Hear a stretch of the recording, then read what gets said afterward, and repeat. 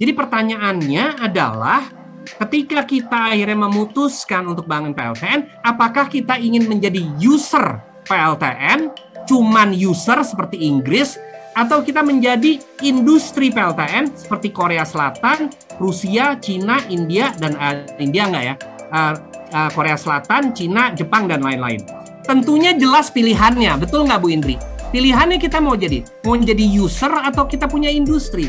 Pilihannya jelas, yaitu industri. Jadi inilah yang diinginkan pemerintah. Jadi kalau kita membangun PLTN, maka PLTN yang dibangun, ya, PLTN yang dibangun harus bisa menstimulasi, membangkitkan, menjadi embrio industri nuklir nasional. Cuman 4. Naba, kamu pinter sekali ini. Ini nggak ada yang ngebahas. Tetapi ini disampaikan oleh pemerintah kepada komunitas nuklir. Namun, sebagian besar orang nuklir menutup mata terhadap kriteria ini. Nah, sekarang mari kita bahas satu-satu dari 4 kriteria ini. Pertama, tingkat keselamatan tinggi, oke, yang dipersyaratkan oleh pemerintah. Nah, jelaslah ya. Walaupun saya sampaikan, kan tadi saya sudah sampaikan, bahwasanya secara statistik, secara faktual, nuklir adalah yang paling aman dari sisi kematian ya, dari sisi kecelakaan. Namun ada beberapa, tentunya possibility kecelakaan kan tetap ada ya. Possibility itu tetap ada. Apapun possibility-nya. Jadi kayak kita naik mobil ya, di depan kita biasanya ada namanya airbag. Ya, ada airbag. Kita meyakini ketika terjadi momentum hantaman, airbag itu akan deploy dan akan menahan kepala kita sebelum kita menghantam setir mobil. Ya, tapi pertanyaannya, apakah kita yakin airbag itu akan deploy? Kan tidak kan? Basically ada probabilitas 0,0000 sekian bahwasanya airbag itu nggak akan berfungsi. Nah, yang diinginkan pemerintah adalah zero possibility. Bukan 0,00 sekian, adalah zero possibility daripada Fukushima itu bisa terjadi. Nah, sederhananya apa? Kalau kita lihat kejadian Fukushima, kenapa sih Fukushima itu terjadi? Fukushima itu terjadi kan bukan karena tsunami, bukan karena gempa, tetapi karena listriknya mati. Yang pertama. Yang kedua, kenapa terjadi ledakan? Karena adanya pressure. Jadi ada pressure yang terlalu besar dari akumulasi hidrogen, ya. Nah, jadi kata kuncinya 2. Bisa nggak kita membuat reaktor yang tidak membutuhkan listrik untuk beroperasi secara aman? Inilah yang disebut namanya passive safety, ya. Reaktor-reaktor pada umumnya, khususnya PWR, BWR, karena tekanannya tinggi sekali di dalam reaktor dan dia didinginkan oleh air, maka kalau air itu kan mendidih di 100 derajat, ya, sementara turbin itu bergeraknya di 300, maka air di dalam reaktor PWR dan BWR itu harus dipressurize, tekanannya harus dinaikin dari tekanan yang tadinya atmosferik menjadi di kisaran 150 bar tekanannya, sehingga ketika tekanan di dalam reaktor itu dinaikin di 150 bar, maka apa yang terjadi, Naba? Apa yang terjadi dengan titik boiling point air? Naba, coba saya tanya sama kamu. Kalau air, boiling point-nya ya, boiling point air at atmospheric level itu kan di 100 derajat. Ya. Kalau tekanan di dalam reaktor itu dinaikin menjadi 150 bar, apa yang terjadi pada titik boiling air tersebut? Naik atau turun? Oke, saya jawab. Wajah ada kelamaan nih, Naba. Jadi naik. Jadi boiling point-nya naik. Dari yang tadinya 100 derajat menjadi sekitar 350. Mengapa perlu? Karena di 350, turbin itu bisa bergerak. Di 330 exactly-nya. Jadi turbin itu bisa bergerak di 330, boiling temperaturnya di 350, maka dia punya margin tipis. Oke? Nah, problemnya di tekanan 150 bar, kalau listrik mati, itu nggak bisa memompa air, Naba. Bagaimana caranya air masuk dari tekanan rendah ke tekanan tinggi? Absolutely tidak bisa. Itu problemnya. Jadi ketika air, listrik mati ini ya, jadi listrik utama mati, biasanya ada genset, ada backup segala macam. Yang terjadi di Fukushima, genset, backup, baterai semua itu kebanjiran. Jadi ketika dia kebanjiran, maka nggak ada pompa, nggak bisa bergerak, pompa nggak jalan. Ketika pompa nggak jalan, dia nggak bisa memompa air masuk ke dalam reaktor. Sehingga yang terjadi apa? Panas itu tidak bisa dibuang. Panas di fuel rod itu nggak bisa dibuang. Sehingga dia mulai terjadilah meltdown, terjadilah akumulasi hidrogen. Akumulasi itu nggak bisa dibuang, tiba-tiba, bam! Itulah yang terjadi. Ya, jadi kata kuncinya apa? Untuk menjamin tidak terjadi Fukushima, kata kuncinya sederhana, yaitu hilangkan tekanan. Bikin reaktor yang tidak membutuhkan tekanan. Itu poin pertama. Lalu kita pakai coolant-nya. Air itu kan moderator dan coolant ya, pendingin, baik dia pendingin dan moderator ya. Pakai coolant moderator itu yang boiling temperaturnya itu di atas operating temperatur daripada turbin. Di atas operating temperatur turbin. Jadi kalau turbin itu berputar di 300, pastikan coolant dan moderatornya itu, jadi kombinasi itu coolant-nya itu bisa beroperasi, boiling point-nya itu di atas 300 naturally, sehingga tidak perlu dikasih tekanan. Itu kata kuncinya. Ya. Dan kalau kita ngelihat persyaratan itu, yang hanya bisa adalah molten salt reactor. Why molten salt reactor? Karena molten salt reactor itu fuelnya itu liquid number 1. Ya, dia udah liquid, jadi nggak mungkin core melt, ya. Dan karena dia garam cair, maka boiling temperaturnya itu ada di 1400. Jadi boiling temperatur daripada liquid molten salt itu di 1400. Sementara turbin yang ultra super critical itu di 700. Jadi marginnya, gapnya besar sekali. Antara kalau di molten salt itu gapnya 700 ya, antara beroperasi di 700 lalu boiling di 1400, bandingkan dengan kalau dia liquid water, jadi kayak PWR atau BWR, dia marginnya itu cuma sekitar 30 derajat. Ya, jadi dengan dia memakai molten salt, maka nggak ada tekanan. Pertama, nggak ada tekanan. Kedua, ya, dia nggak mungkin terjadi Fukushima karena dia nggak butuh listrik, semua passive safety. Jadi kalau terjadi istilahnya station blackout di mana listrik mati, molten salt reactor itu nggak ada issue. Itu poin pertama ya. Poin kedua yaitu murah, ya, murah. Nah, karena reaktornya tidak bertekanan, ya, karena dia tidak bertekanan, maka reaktornya itu bisa dibuat dengan baja yang tipis, nggak setebal PWR. PWR itu bajanya tebal sekali, sehingga dengan kata lain, ya, forging pada umumnya yang membuat kapal perang, kapal-kapal galangan kapal, itu bisa membuat reaktor molten salt reactor karena dia nggak bertekanan. Tekanan itu membuat dia rentan terhadap hazard, tapi juga membuat dia mahal pembuatannya karena bajanya tebal lebih ini ya. Sehingga dengan molten salt reactor maka dia menjadi murah dari sisi murahnya, ya kan? Nah, lalu yang ketiga apa? Yang ketiga nggak pakai APBN, jelas. Nah, karena dia murah, ya, karena dia biayanya murah, maka biaya pembangunan molten salt reactor itu sama dengan kayak ngebangun PLTU batubara harganya. Jadi cost molten salt reactor itu per KW-nya sekitar, khususnya untuk Torcon ya, itu sekitar $1.000 per KW. Batubara itu 1.200 per KW. Batubara ya, 1.200 sampai 1.500 per KW. Lalu kalau Torcon molten salt reactor itu di $1.000. Kalau PLTN pada umumnya itu $5.000 sampai $7.000 per KW yang PWR BWR. Kenapa dia mahal sekali? Ya karena forging steel-nya tebal sekali. Nah, yang keempat, bisa dibangun di Indonesia. Nah, sama lagi ya, karena ketebalan bajanya luar biasa besar di dunia ini.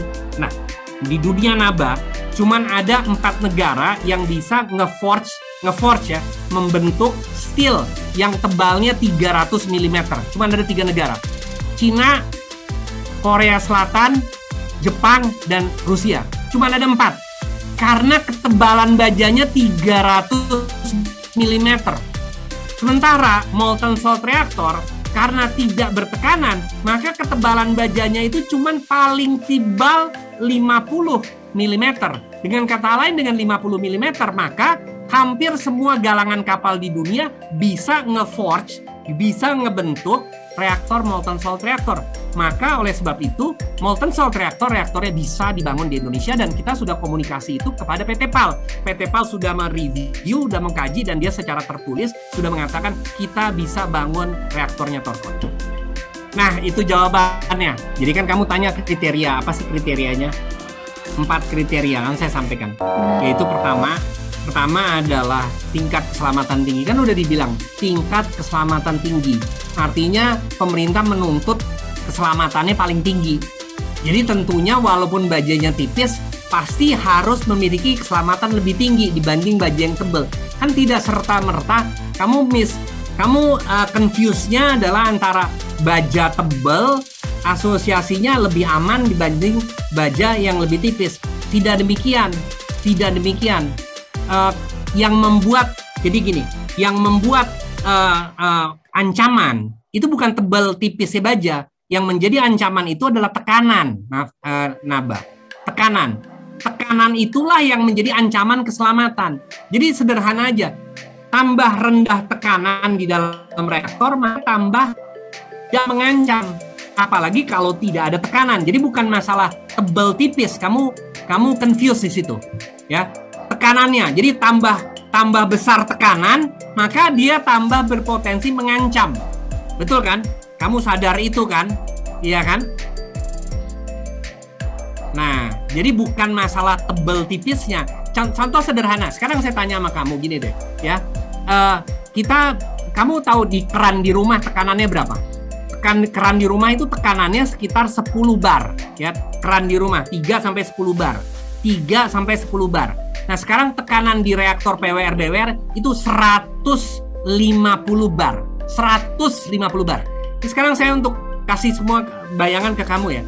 Kapal selam itu turun yang kemarin kapal selam Indonesia yang akhirnya meringsek itu ya. Itu kan karena tekanan, ya, karena tekanan. Itu tekanannya 80 bar. Dia jatuh ke bawah nggak tahu kenapa. Pokoknya dia jatuh tambah dalam, turun ke bawah, sehingga tekanan di kapal selam itu 80 bar. Naba, 80 bar. Begitu tekanan 80 bar, kolaps. Kapal selam itu remuk, ya, pada 80 bar. Ya, pada 80 bar. Sekitar di 300-an meter, 400 meter. 80. Ini 150 bar.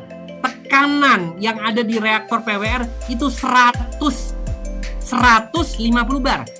Supaya kamu bisa bayangin, tekanannya 2 kali lipat lebih besar daripada yang menghancurkan kapal selam kita. Sementara tekanan yang di dalam molten salt reactor itu cuma 10 bar, tidak lebih daripada tekanan yang ada di air keran kamu, di keran kamu. Sekarang pertanyaan saya, coba kamu pakai air keran kamu, pakai selang ya, kamu semprot. Kalau tekanan di keran kamu itu 10 bar, maka kalau kamu pakai semprotan, atau untuk nyuci mobil ya, kita semprot itu, berarti itu juga kurang lebih 10 bar ya. Kamu taruh lah, nggak usah baja 50 mm, nggak usah baja lah. Kamu taruh triplek, kamu semprot dengan 10 bar, kira-kira triplek itu tembus apa tidak? Jawabannya tidak. Apalagi baja 50 mm. Baja 50 mm itu tebalnya sekelingking ini. Jadi nggak mungkin tembus, Naba. Ya. Jadi inilah kamu harus punya perspektif. Ya. Jadi keselamatan itu bukan tentang tebal tipisnya baja, tetapi lebih kepada tinggi atau tipisnya atau tinggi atau kecilnya tekanan di dalam reaktor. Jadi tambah tinggi tekanan, maka tambah berbahaya. Sama aja kapal selam kan? Kamu naik kapal selam. Kenapa kapal selam dilimitasi kedalamannya? Kenapa? Misalnya kapal selam pada umumnya yang bukan nuklir, itu hanya limitasi 250 meter. Ya kan? Kapal selam nuklir dilimitasi 500 meter kedalamannya. Kenapa? Karena tekanan. Tambah turun ke bawah, tekanannya tambah besar. tambah tekanannya besar, maka tambah mengancam. Gitu. Nggak ada hubungan dengan tebal tipis. Mudah-mudahan itu menjawab. Ya, mau nanya. Guru apa Mas Ari? Boleh nanya, guru apa? Geografi Pak Bob. Oh, luar biasa, bagus. Iya. Oh, salah satu favorit saya geografi. Ya gini Pak Bob, tadi saya ngeliat beberapa presentasinya, terus ya. Diantaranya apa ya, unik sekali ya ternyata beberapa orang atau penduduk di belahan dunia sana lebih memilih untuk membuat residen dekat dengan reaktor nuklirnya ya. Tidak takut dibandingkan turbin. Betul. Tadi nah, lalu kalau saya tadi dengar Thorcon ini ingin membuatnya di Bangka Belitung. Iya, betul. Saya tahu Bangka Belitung adalah bentuknya pulau ya Pak. Iya, betul. Pulau kecil dibandingkan Jawa dan lain-lain. Nah, betul. Sedangkan tadi yang di Pantai Gosong kemungkinan besar tidak jadi. Betul. Nah, antara presentasi oleh Pak Bob itu lalu memang rencana Thorcon seperti itu, pertanyaan saya seperti ini. Jika memang ini identik dengan friendly neighborhood gitu, orang tidak takut, saya jadi agak mempertanyakan kenapa harus dibangun di bubble, kenapa tidak di Tanah Abang mungkin yang padat dengan penduduknya, karena basically katanya itu friendly neighborhood. Apakah memang itu salah satu cara, walaupun sudah menerapkan 4 kriteria terutama safety first, maka harus dibuat seminimize mungkin probability-nya pada saat itu mengalami gangguan, sehingga harus ditempatkan di sebuah pulau seperti Bangka Belitung. Apakah tidak bisa di Indonesia ini, karena tadi semakin banyak PLTN maka mungkin untuk kedepannya semakin bagus. Apakah tidak mungkin di Indonesia khususnya Pulau Jawa ataupun kota-kota besar di sana ada PLTN? Di sebelah rumah saya ada PLTN seperti itu. Boleh. Itu bagus pertanyaannya. Jadi jawabannya sederhana adalah ketika kita tahun 2019 selesai membuat kaji pre-feasibility study dengan SDM, maka setelah selesai pre-feasibility study itu di 2019, SDM melihat ini adalah berpeluang dan desain Thorcon ini memenuhi harapan pemerintah, maka kita berkirim surat ke semua provinsi. Jadi bukan Bangka Belitung itu bukan karena kita milih, kita kirim surat ke 4 provinsi. Yang pertama menjawab itu adalah Bangka Belitung. Yang lain masih banyak ragu-ragu. Jadi ketika sebagaimana saya sampaikan, ketika kita membangun PLTN yang pertama, support dari pemerintah provinsi dan Pemda itu penting sekali Mas Ari. Ya, keberanian mereka ya. Nah, dari 4 provinsi yang kita kirimin surat ya, Kalimantan Barat, Kalimantan Timur, Bangka Belitung dan Riau, yang menjawab pertama itu adalah Bangka Belitung. Dan langsung saya dipanggil, langsung presentasi karena gubernurnya dia tahu fakta, tahu data, dan dia tahu ilmu pengetahuan. Jadi dia tidak termakan dengan berbagai macam isu yang aneh-aneh. Dia melihat, mereview sendiri. Dia yakin PLTN ini aman. Dia yang minta, udah dibangun di sini aja Pak Bob. Kalau provinsi lain takut, dia yang ngomong. Saya jamin, dia ngomong itu kepada masyarakatnya. Makanya kita apresiasi itulah. Jadi bukan karena di pulau, tapi karena gubernurnya tahu sains. Gubernurnya tidak takut. Gubernurnya mendukung penuh. Mengapa? Sederhana. Pertama nih kalau saya lihat ya, Pak Gubernur bisa melihat bahwasanya semua isu tentang PLTN itu adalah hoax. 95% itu hoax. Ya. Yang kedua, dia melihat bahwasanya ini adalah kesempatan bagi Bangka Belitung untuk merubah nasib mereka yang selama 300 tahun, 400 tahun bergantung kepada sumber daya alam yang namanya timah, yang tidak mensejahterakan. Di Bangka Belitung itu tingkat kesejahteraan rendah sekali Mas Ari. Yang kaya-kaya itu adalah hanya penambang timah. Dan akhirnya kegiatan selama ratusan tahun itu menimbulkan bopeng-bopeng di wajah Bangka Belitung. Jadi dia melihat, dia punya visi bahwasanya kalau terbangun PLTN di Bangka Belitung, maka wajah Bangka Belitung itu dari provinsi yang bergantung kepada sumber daya alam menjadi provinsi yang padat teknologi, ya.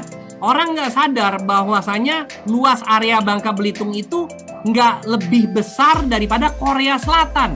Korea Selatan dalam kurun waktu 30 tahun kok bisa menjadi superpower of teknologi dalam 30 tahun. Korea Selatan menjadi superpower teknologi. Saya masih ingat Mas Ari, saya kuliah di Amerika itu tahun 80, ya. Saat itu, kalau kita ngelihat elektronik, nggak ada elektronik dari Korea, nggak ada. Yang ada elektronik dari Asia itu adalah Jepang. Cina aja nggak bikin elektronik. Yang bikin elektronik hanya Jepang. Kita tahu Sony, Nakamichi, itu adalah merek-merek terkenal tahun 80-an.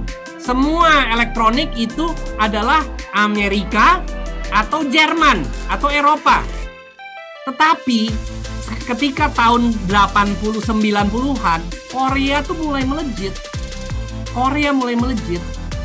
Mengapa? Karena pada saat itu Korea mulai memasang PLTN pertama. Jadi kalau kita ngelihat antara kapasitas terpasang PLTN, timeline-nya, dengan perkembangan teknologi Korea, itu sejalan, Mas Ari.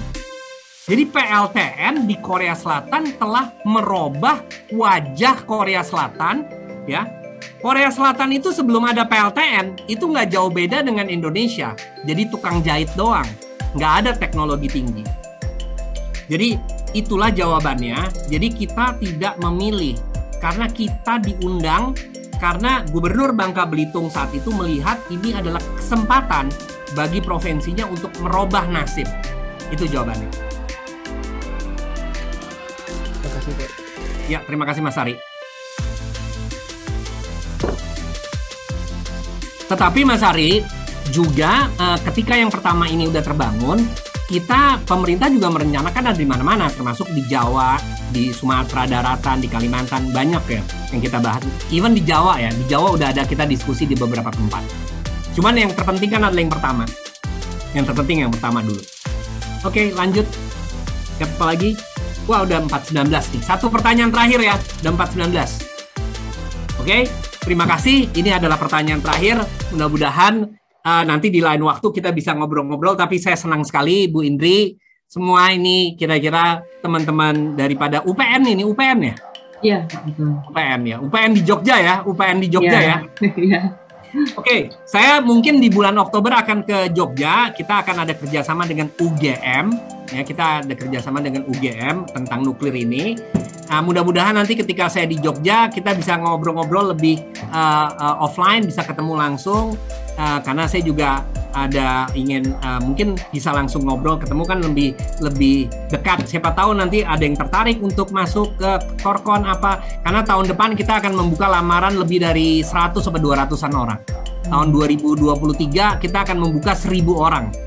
Gitu ya. Jadi siapa tahu ada yang beruntung, ya kan? Jadi itu aja. Terima kasih Bu Indri atas kesempatan yang diberikan kami. Terima kasih. Wassalamualaikum warahmatullahi wabarakatuh ya. Waalaikumsalam.